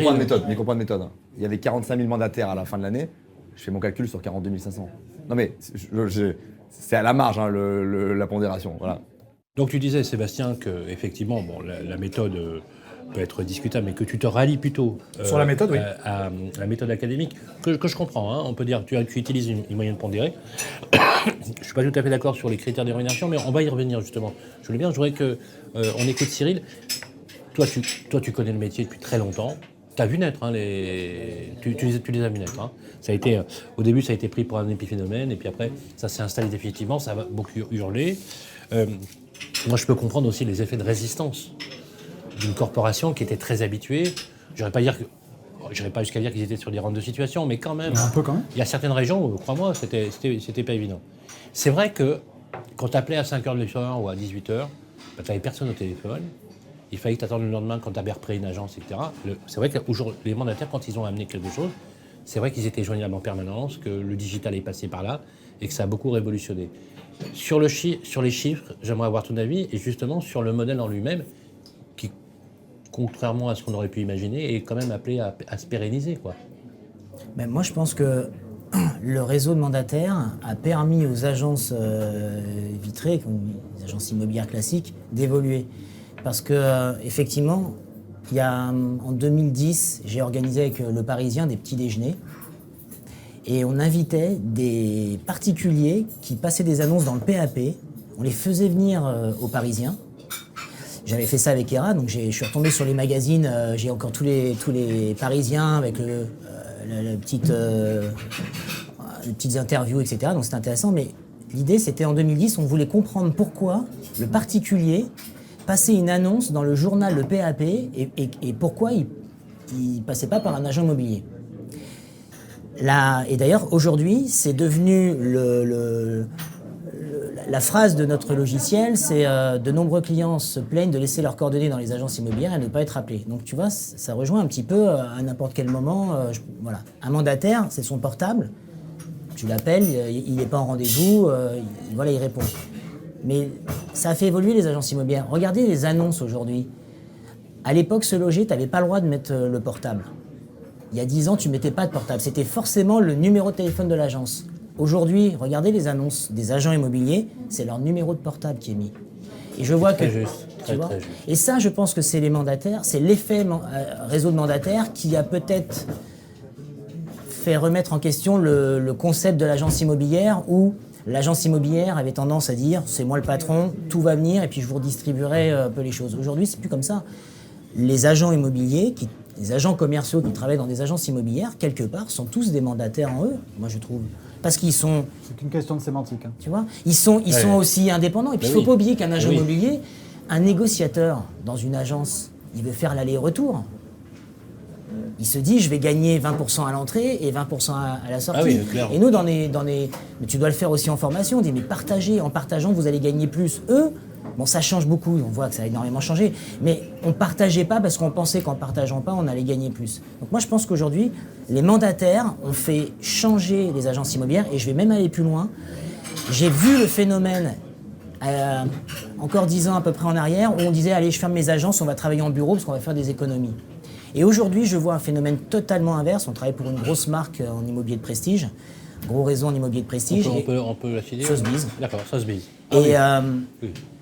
Et en fait, on travaille depuis un certain nombre d'années sur l'aménagement de l'agence immobilière, le fait que ça doit être un lieu convivial. C'est plus asseyez-vous, un bureau, on prend vos informations, on vous rappelle. Non, il y a de la convivialité. Mais un peu comme quelque part le mandataire, où à l'époque, je m'en souviens, oui, il travaille sur un coin de bureau, un coin de table d'un bistrot ou sur le capot d'une voiture. C'était ça un peu, hein, quand les réseaux sont arrivés. Voilà.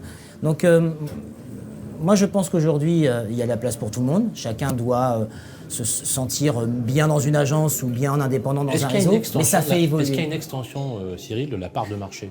Est-ce que quand les mandataires font 15% de part de marché, considérable hein, quand même, ou les 22 corrigés comme tu le disais, considérable, pour quand même se rappeler que ça n'a pas 15 ans. C'est ça. Quand un groupe comme IAD qui démarre dans un garage, c'est bien ça le storytelling, dans un garage, qui est 2 fois plus long sur les matériaux aujourd'hui, dans un garage et qui aujourd'hui a une capitalisation, je crois, d'1,3 milliard, waouh quoi, c'est de la folie. Ou quand on a Michel Lebras qui rachète à Sylvain Caster, voilà. Paix à son âme, qui est décédé lui aussi tragiquement d'un accident du LM. À l'époque, il y a 400 mandataires. Aujourd'hui, propriétéprivée.com, c'est pratiquement 4000 mandataires, plus pas mal de projets de croissance. Et que c'est un groupe comme Abenex, Pragma, où il lève 100 millions d'euros. C'est du jamais vu, quoi. Tout ça, pour toi, ça a donné un... Moi, je pense que ça a fait évoluer les choses. Et l'histoire de guerre de clochers, je dis sous, mais ça fait 20 ans que je leur dis ça, arrêtez de dire du mal de votre voisin. Parce que je reviens à mes petits déjeuners, les particuliers qui passaient des annonces dans le PAP, qu'est-ce qu'ils disaient? Ils disaient du mal, les agents? Mais bien sûr, les agences immobilières ne nous rappellent jamais, on est considérés comme, moins que rien. Et puis, on leur posait la question, mais comment avez-vous fait votre estimation? Alors des agents immobiliers. Ah, d'accord. Mais pourquoi vous passez en direct? Parce qu'on économise. Ils nous prennent 40 000 euros. Moi, les 40 000 euros, je les mets dans ma poche. OK. Vous cherchez? Oui, on cherche. Vous cherchez, OK, le site que vous utilisez pour chercher? On utilise Se Loger parce que dans le PAP, il n'y a pas suffisamment d'annonces. Et à l'époque, c'était l'acquéreur. C'était la tendance de l'honoraire payé par l'acquéreur. Donc, en 2 mots, quand tu analyses la chose, le propriétaire passait en direct pensant économiser la commission, qui n'allait pas payer puisque c'est celui qui achetait qui payait, et lui en tant qu'acheteur, il passait par un agent immobilier ou un mandataire pour payer la commission. Donc je rejoins ce que tu dis, parce que nous on a une formation, on n'en fait pas beaucoup des formations, mais il y a une formation aujourd'hui qui est une formation qu'on propose à nos clients, c'est la découverte et suivi acquéreur. Ça fait 20 ans que j'explique à nos clients que le client le plus important d'une agence immobilière, c'est l'acquéreur. C'est le parent pauvre. Hein. Et pourquoi c'est l'acquéreur? Parce que 60% à peu près des Français sont propriétaires. Si tu t'occupes correctement d'un client acquéreur, 100% d'accord avec toi. il viendra chez toi peut-être plus naturellement en disant « T'es le seul qui m'a rappelé, t'es le seul qui m'a suivi, j'ai acheté, peu importe, par un confrère ou quoi que ce soit. » Voilà. Je fais une... bien sûr. C'est un peu Moi, une image. je reprends les mots de mon ami Jean-David Lépineux, le patron d'Opinion System, qui dit la chose suivante. Si tu veux voir un bon agent immobilier, tu screens une annonce, tu lui envoies un message sur répondeur, s'il te rappelle dans les 24 heures en même computer, c'est un bon. C'est sûr. Ouais. C'est intéressant ce que tu dis, c'est tout à fait ça. Je travaille avec lui avec Opinion System justement pour travailler sur l'opinion des clients, des agents ou des mandataires. Là, je veux pas dire... il peut y avoir un très bon mandataire, un très bon agent, un très mauvais agent et un très mauvais agent. il fait pas la On différence, demandera un hein. jour de venir à Jean-David parce qu'il a vraiment une vision extrêmement intéressante. Alors, 2 remarques très rapides. La Ouais. première sur, tu disais c'est un problème de sémantique, et puis là on laissait entendre aussi qu'au fond chacun faisait le métier à sa façon, etc. Je vais rappeler quand même ce qui se passe. Il se passe quelque chose. Entre 2020 et 2021, le nombre de transactions en France augmente de 15%. Donc le nombre de transactions intermédiaires, prenons l'hypothèse qu'il augmente aussi de 15%. Les réseaux de mandataires font entre 35 et 40% de croissance. Donc ils vont plus de 2 fois et demi plus vite que le marché. Premier trimestre 2022, Orpi, chiffre publié, annoncé, moins 18 en volume. IAD, Safety, Efficity, entre plus 10 et plus 15. En volume. Vous imaginez l'écart quand votre concurrent fait moins 15 et plus 15 ? Mais juste, c'était la première. Vas-y. Juste pour dire, n'oublions pas qu'il se passe quelque chose, et si on en comprend les causes et potentiellement les conséquences, mais il se passe quelque chose. Et la deuxième chose ce serait tellement mieux si on attaquait le PAP et si les agents immobiliers arrêtaient de se taper dessus. Je suis à la fois d'accord et en même temps, je voudrais juste que la responsabilité, qu'on ne renvoie pas dos à dos les différents acteurs, pas parce que c'est les gens que je défends, mais parce que je le pense. Qui interdit les mandataires à la MEPI ? Non, mais tu as raison. Si à chaque fois qu'un mandataire appelait pour une interagence, une agence immobilière, Mais il se voyait pas fermer la porte. Qui interdit les mandataires à la FNAIM ? Qui Non mais voilà, Non, mais qui les acteurs, les autres acteurs traditionnels. Et donc quand on dit parlons-nous plus, ce à quoi je crois, faisons de l'interagence, ce à quoi je crois, soyons meilleurs avec les acheteurs, ce à quoi je crois, soyons meilleure information, on va en parler, je plus sois à ce que tu as dit, et j'espère que l'argent qui a été levé et investi, il servira d'abord et avant tout à ça, là-dessus je ne change pas une virgule à ce que tu as dit, mais une fois qu'on a dit ça, rappelons qui empêche en partie, il y a sûrement des mandataires qui considèrent et qui traitent mal les agents immobiliers, ça doit exister aussi. Mais quand même, historiquement depuis 10 ans, ce qui empêche les mandataires d'être dans le jeu, c'est les agences vitrées. Et il faut le dire aussi. Et je l'avais dit devant la FNAIM, devant tous les représentants de la FNAIM et de la MEPI. Très juste. Je ne suis pas sûr que le message ait été bien passé. Très juste. Disons qu'ils l'ont légèrement mal pris. On peut dire les choses comme ça. D'ailleurs, je dois juste répondre sur ce point-là. Hier, je me suis amusé à un exercice parce que je travaille sur une formation pour les managers et je voulais faire une espèce de matrice des dirigeants de structures ou des différentes structures, fonction de leur attractivité et du niveau de performance de leurs collaborateurs. Et en fait, je me suis rendu compte que quand tu as un modèle qui est très attractif, mais qui ne permet pas un haut niveau de performance, c'est ce que Sylvain appelait la chair à canon, c'est ce que Sylvain appelait une forme de précarité, etc. etc. Et c'était pas l'objectif, puis à un moment donné, j'ai essayé de m'imaginer, mais quels sont les acteurs que je mettrais dans chacune de ces catégories ? Et donc, quand tu parlais de croissance plus élevée que la croissance du marché, elle est aussi largement portée par l'attractivité du modèle, plus que par le niveau de performance des gens qui sont à l'intérieur. Le nombre de ventes moyennes par mandataire a réaugmenté un peu en 2021. C'était les chiffres qu'on avait entre 4 et 5. Donc, Sujet toujours intéressant Très à intéressant développer. ce que tu as dit, Sébastien. Tu voulais ajouter Très intéressant. quelque chose ? On pourrait rebondir. Non, Oui. enfin, je pense que, on oppose souvent les modèles. Je pense que ça va se rejoindre à un moment donné.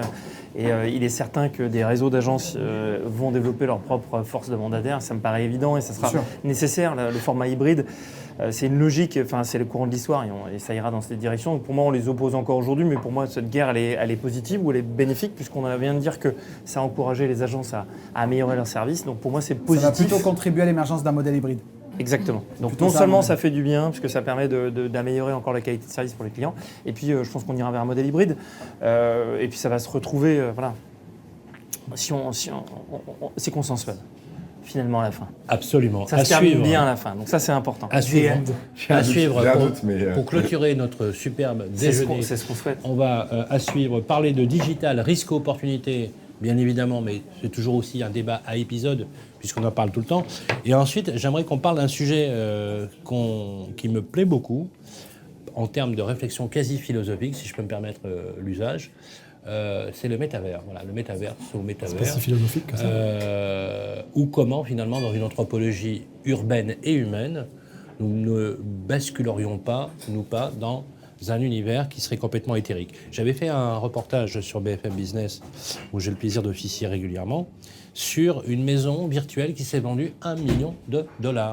Donc quelqu'un a payé $1 million pour être dans un univers métavers d'un espace. Aujourd'hui, vous avez des gros acteurs du secteur, des pure players de l'Internet, qui pensent qu'effectivement, il y a un nouvel univers, une nouvelle agora, une nouvelle communauté humaine.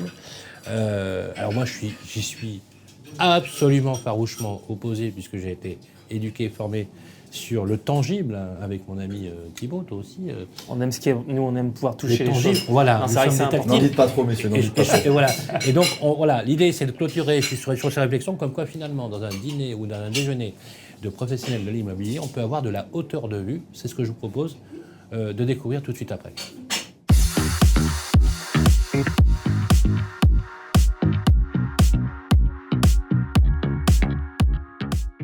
Alors, on va parler métavers. Donc métavers, parce que j'aime bien l'idée réelle, avenir ou utopie liée au temps que nous vivons.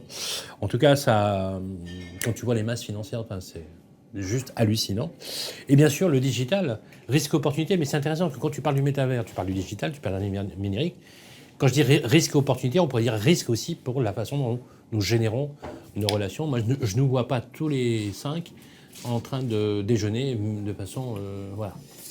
C'est un sujet très intéressant. Je rebondis, j'ai fait un grand projet dans notre entreprise là, récemment avec beaucoup d'idées innovation et j'ai eu une idée innovation sur le métavers, sur le web 3.0. C'est les jeunes qui portent cette idée-là, ils y croient énormément. C'est-à-dire que c'est le dossier qui est le plus long à lire.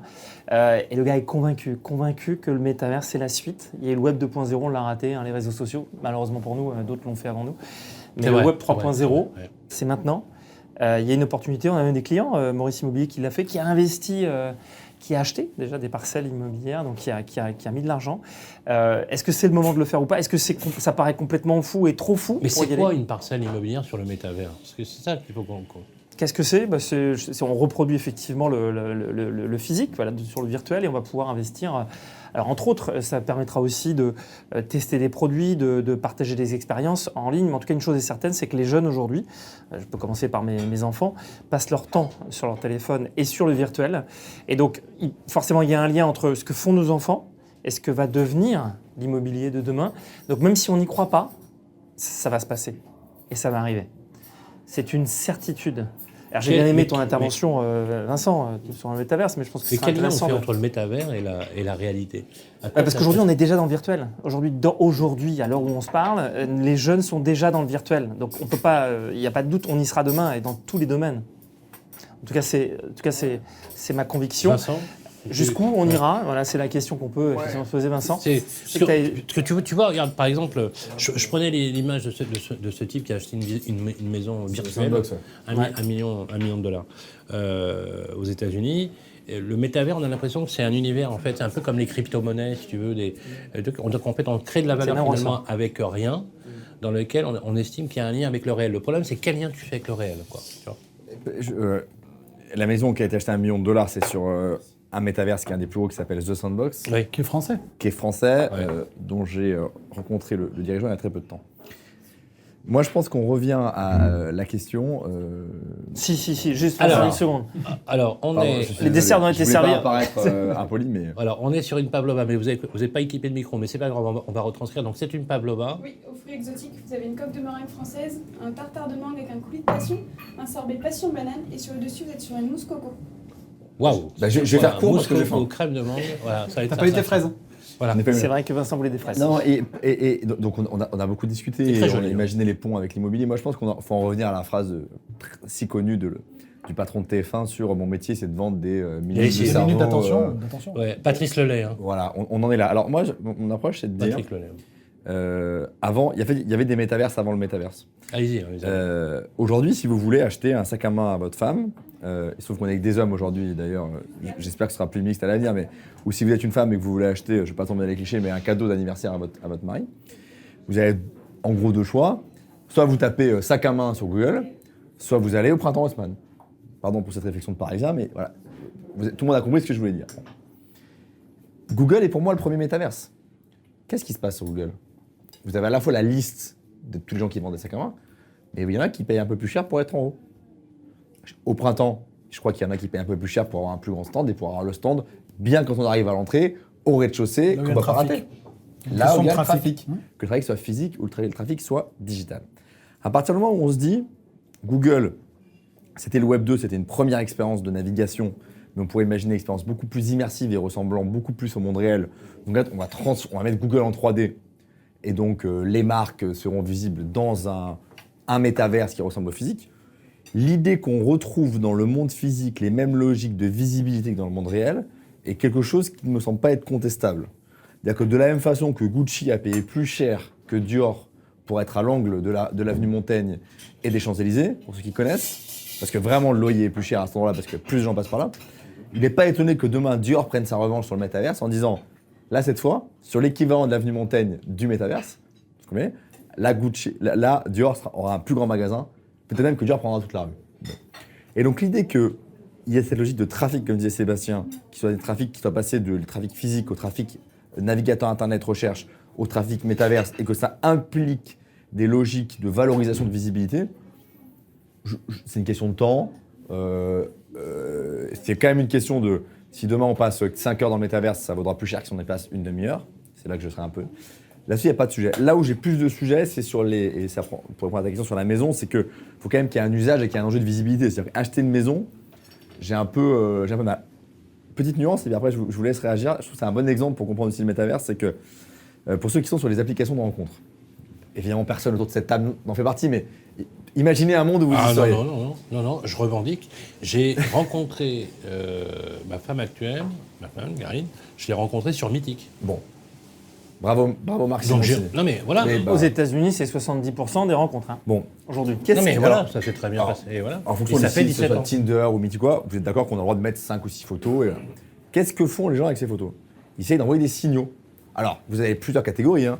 Vous avez le petit flambeur qui va se montrer avec sa montre, ses vacances à Saint-Tropez et sa Lamborghini. Le mec, la tablette de chocolat. Vous allez avoir le sportif qui va se montrer en short, en train de monter l'Himalaya, etc., etc. Vous allez avoir le romantique avec sa guitare. Vous allez envoyer des signaux. Imaginons demain une application de rencontre dans le métaverse. Et par exemple, où les garçons et les filles se baladeraient dans une rue et puis chaque maison correspondrait à un profil. Et ben, celui qui veut flamber aura la plus grosse maison. Celui qui veut apparaître comme le sportif aura la maison avec la salle de sport pour envoyer le signal dans la salle de sport. Et celui qui est un artiste aura une maison dans laquelle il aura acheté des NFT de tableaux en disant « Viens chez moi parce que j'ai acheté pour 1/1000 du prix du réel un tableau de Picasso ou que j'ai mis chez moi, je suis seul à l'avoir sur le métaverse. » Et ben ça, franchement, si tu crois... Mais c'est Non, flippant. mais ce qui fait courir les gens, n'oublie jamais que y a le côté... C'est comment tu fais envoyer du un plus signal. avec du rien, quoi. Mais c'est certain que ça va se passer comme ça. Mais tu fais du On plus est avec passé à du une rien. certitude. Ça n'est Mais qu'un c'est rien. outil- en fait, ça n'est qu'une expression moderne et un outil moderne de comportements sociaux qu'on a toujours connus. Oui, Et- et adapté à des univers nouveaux. Et puis si je ne veux pas jouer les romantiques, le marketing c'est quoi? C'est un désastre. C'est Vincent, c'est être un présent. désastre. C'est être présent Là là où où ça est compte. l'attention Là où des ça gens. compte. C'est un désastre. Il fallait être dans un quotidien régional, ça dans va un isoler quotidien les dans les gens, années 20 ça. ou 30. Il a fallu être à la radio dans les années 50, il a fallu être dans la télé, après il a fallu être sur Internet, et demain il faudra être là. Est-ce que c'est une si grande révolution que celle qu'on veut nous vendre techniquement? Non, mais là, t'es en Aujourd'hui, train un de parler- acquéreur, Non, mais Sylvain, attends, si on parle Sébastien, d'immobilier. Tu es en train de parler d'anthropologie, de sociologie, tu parles d'évolution des comportements. Oui. Là, on parle de rien avec de rien. Quand on crée la radio, on crée un lien de communication avec tout le monde. Est-ce que les gens, il y a cette- Là, tu vois, pour le coup, je suis pas d'accord parce que quand tu parles de radio, je trouve que ça crée du lien, vraiment. Et ça a rendu, ça a décloisonné des territoires. C'est comme l'automobile. L'automobile aux raisonne- États-Unis, Mais sur ça a le été une côté révolution. Tu as Sur le 57 côté ans, on a commencé par là. Moi, Ouais. j'en ai 49. Ouais. Les comportements des jeunes, et je pourrais te citer le cas effectivement de la fille de la sœur de ma femme, j'ai toujours du mal avec ça, mais je vais y arriver, qui passe son temps avec des amis en ligne qu'elle n'a jamais rencontrés. Et elle discute avec elle des heures et des heures. Ça Elle ne te viendrait dit pas pas à qu'elle crée pas l'esprit, du lien. nous. Quand elle Parce te que le tu dit, elle te raisonnes dit pas par qu'elle crée rapport pas à de lien. toi, par rapport à ton comportement, justement anthropologique, social. Nous, on aime toucher, on aime voir, très bien, on aime se déplacer, mais effectivement, les jeunes générations ont complètement changé, ont complètement bougé par rapport à ça. Et t'as un effet signal. Est-ce que tu penses que les gens achètent une Rolex pour regarder l'heure? Non mais franchement. Tout est dit, tout est dit. Et, Non, mais je plaide coupable. Non, mais tu sais quoi? C'est tout à fait vrai ce que tu dis, oui, absolument. Ils achètent une Rolex pour montrer aux gens qu'ils ont une Rolex. Pour clôturer, pour vous dire que ça a existé, c'est là, ça va sûrement éclore, mais ça va retomber. Je rentre d'un dîner, il est, je sais pas, minuit, quelque chose comme ça. j'allume la télé, je tombe sur une émission, et l'émission c'était des gens qui se côtoyaient en virtuel depuis 1 an, 2 ans ou 3 ans, et qui pour la première fois se rencontraient. En fait, du virtuel, il y a eu ce besoin de la rencontre, physique. Tu vois. Donc, le métaverse peut être un super outil pour augmenter les expériences virtuelles que l'on vit actuellement. Moi, je serais ravi demain, plutôt que de faire un coaching de groupe sur Zoom, de faire un coaching de groupe où je suis en immersion dans une salle, et il est prouvé que ça va arriver dans les prochaines années, où je saurai qui est à ma droite et qui est à ma gauche, et j'entendrai de manière plus forte dans mon casque la personne qui se trouve à ma droite que celle qui se trouve à ma gauche ou celle qui se trouve en face, pour recréer une expérience que je vivrai dans une réunion.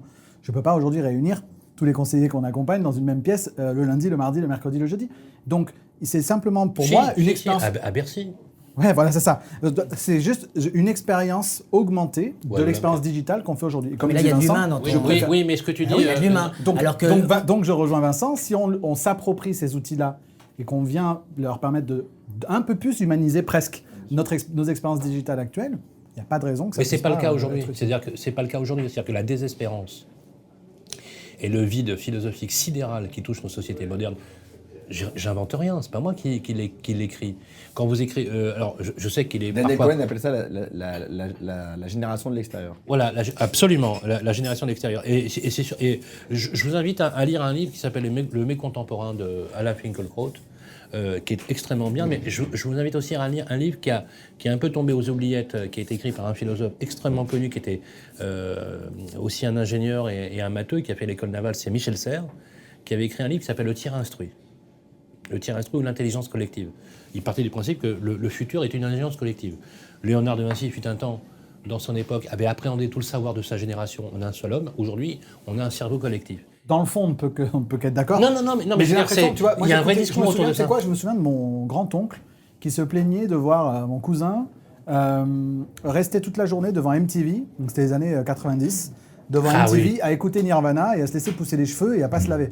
Tu vois, et il est enfermé dans sa chambre et tu vois, j'ai l'impression que génération après génération, on reproduit ces espèces de schémas où les anciens, entre guillemets, viendraient dire que les jeunes sont des, je sais pas, dépravés, isolés, etc. Quand j'étais jeune, encore une fois, toute proportion gardée. Quand j'étais jeune, mon père me disait j'adorais Vincent Scotto. Je disais, moi je rigolais. Et aujourd'hui, je dis à mes neveux, j'adore Kool and the Gang. Et les mecs, ils rigolent pareil, quoi. Je vais te faire plaisir, Sylvain, et puis je vais rebondir sur ce que dit Sébastien. Une phrase de Camus, Camus s'adapte assez bien à ce qu'on dit là. Il dit « Chaque génération pense qu'elle va changer le monde ». Et il dit, en parlant de cette génération, la mienne a peut-être une tâche encore... La mienne sait qu'elle ne le changera pas, mais sa tâche est peut-être encore plus grande, faire en sorte que le monde ne se change pas. On approche de la fin de l'émission, je crois que, voilà, on m'envoie un petit signal, c'était la fin de ce déjeuner, parce que toutes les bonnes choses ont une fin. Voilà, c'était une première. Pardonnez-nous si peut-être on a digressé, mais c'était le but de l'émission déconstruite, spontanée, au café, au restaurant, avec les bonnes vieilles habitudes qui sont liées à notre France, qui a quand même un incroyable talent, même si je paraphrase l'émission de télé. Elle a beaucoup de talent et on est très fiers de l'être et de défendre nos couleurs, nos produits. On va remercier effectivement Sylvain Sandra de son accueil extraordinaire et merci à ces charmantes demoiselles qui nous ont servi ce repas exceptionnel. Merci en tout cas à vous. Un grand merci à toi, Vincent Pabanello. Je rappelle que tu es le fondateur, président de la Maison du Mandataire. Change rien, il est toujours très bon là-dessus. Et il va se peaufiner comme un Bourgogne, etc. Non, mais ce qui est bien, moi, ce que j'aime chez toi, Vincent, c'est qu'à la fois, tu as cette vision très innovante, etc., et qu'en même temps, autour de la table, sur le comptoir, on est vraiment sur quelque chose qui est intemporel. Et moi, j'aime beaucoup cette façon de faire. Merci en tout cas d'être avec nous. Merci à Sébastien qui a pris l'avion pour venir nous voir. Passer à Paris, il faudra revenir régulièrement. Volontiers. Moi, je trouve qu'on ne t'entend pas assez sur Radio Imo. Il va falloir réparer cette injustice. Et comme sur la Maison des Mandataires. Et comme même temps, d'ailleurs, on va faire en plus, à partir, je le dis, les amis, à partir de la première semaine de juin, on lance un journal quotidien, tout Imo, tout écho, la Côte Imo, sur Bismart, en télévision, parce que voilà, on t'invitera avec grand plaisir. Voilà, une découverte aussi avec Cyril Tanchon, grand professionnel de l'immobilier, qui était là en innovation avec tout le monde, je le rappelle. Voilà, le bon réflexe, c'est Agence Plus, www.agenceplus.fr. Voilà. Tout simplement. Exactement. C'est le bon réflexe. Merci. Et bien sûr, ça ne vous échappe pas. Partout où vous êtes en France, quand vous voyez des totems, quand vous voyez des écrans, quand vous voyez des vitrines magnifiques, des super décos, etc., dites-vous bien qu'il y a une boîte derrière qui s'appelle Vitrine Média. Et quand vous voyez un pictogramme, vous savez, qui a remplacé Feu le caducée de la FNIM, qui est donc l'image maintenant, le repère du signe de l'agent immobilier, eh ben, c'est Vitrine Média encore. Là où Vitrine Média ne passe pas, il n'y a pas d'immobilier. C'est pas possible. Merci Sylvain, merci aux Voilà, invités, Thibaut merci Guillaume. à vous des deux, merci Sébastien, merci Vincent, merci Cyril, Et merci on se Radio Imo. Et on Vraiment, se retrouve pour cette première. le mois prochain. Exactement, pour une nouvelle Ici émission, même. avec grand plaisir. Avec beaucoup de surprises. Alors, pardonnez-nous, parce que vous allez certainement l'écrire, certainement faire des commentaires. Nous avions invité 2 personnes féminines dans l'émission qui n'ont pas pu venir, n'étaient pas présentes, parce que Thibaut avait insisté pour qu'on ait toujours une présence féminine. On n'a pas pu le faire, mais il fallait faire cette émission parce qu'on avait cadré les organigrammes et le plan de production, ce qui explique donc, pas de souci, vous n'êtes pas ici entre vieux barbons misogynes. Au contraire, le but de cette émission, on se dit tout, on se dit presque tout, c'est aussi d'inviter tout le monde. Exactement. Voilà, sans exclusive et sans distinction. C'est le principe de l'émission. On vous souhaite plein de bonnes choses. On espère qu'on va avoir un gouvernement axé sur la politique du logement, parce que ça aussi, c'est un sujet qu'on va développer. Mais le premier sujet, c'est de parler de vous qui êtes dans l'immobilier, vous qui aimez l'immobilier, pour réenchanter un petit peu ce que nous faisons, c'est-à-dire réaliser les rêves de vos clients au quotidien. Merci à tous. Merci. Merci. On se dit presque tout. Une émission à réécouter et télécharger sur le site et l'appli radio.imo et sur toutes les plateformes de streaming.